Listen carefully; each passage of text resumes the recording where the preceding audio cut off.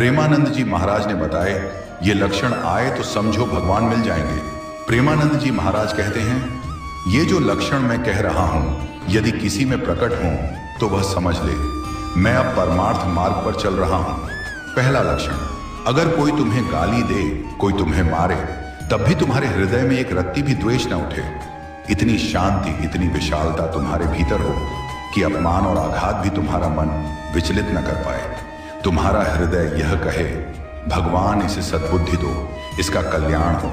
यह स्वस्त्र है, यह मंगल है, यह भक्ति का बीज है। और यही पहला चिन्ह है सच्चे साधक का। किसके लिए यह भाव? उसी के लिए जो तुम्हें गाली दे रहा है, जो तुम्हारा अपमान कर रहा है, जो तुम्हारी निंदा करता है और जो तुम्हारे अस्तित्व को चोट पहुंचा रहा है। फिर भी हृदय में पूर्ण शांति, यही पहला चिन्ह है कि हम भक्ति पथ पर आगे बढ़ रहे हैं।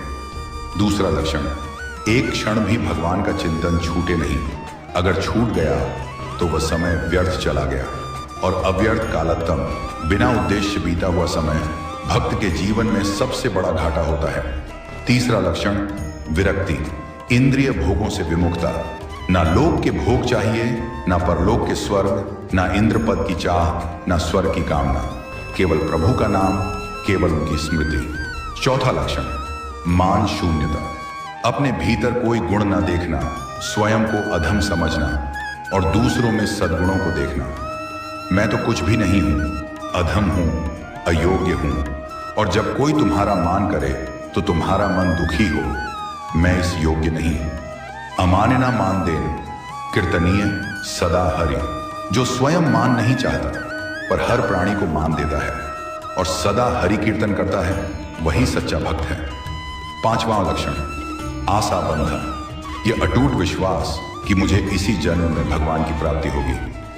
जब यह विश्वास दृढ़ हो जाए तब समझो स्थिति बदल चुकी है। अब यह जीवन व्यर्थ नहीं जाएगा, अब यह जन्म सफल हो चुका है। छठा लक्षण, समुत्कंठा, एक अविरत अनंत उत्कंठा प्रभु दर्शन की। हर पल, हर क्षण एक अग्नि, एक तड़प, एक मधुर पीड़ा।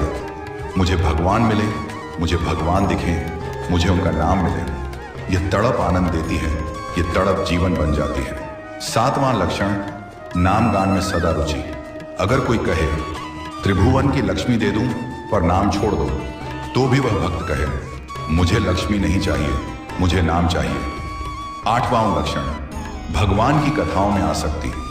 जहां कोई भगवान का नाम ले, भगवान की कथा कहे, भक्त वहीं जा बैठे। यदि ऐसे भाव, ऐसे लक्षण किसी के भीतर जागृत हो जाएं तो समझ लो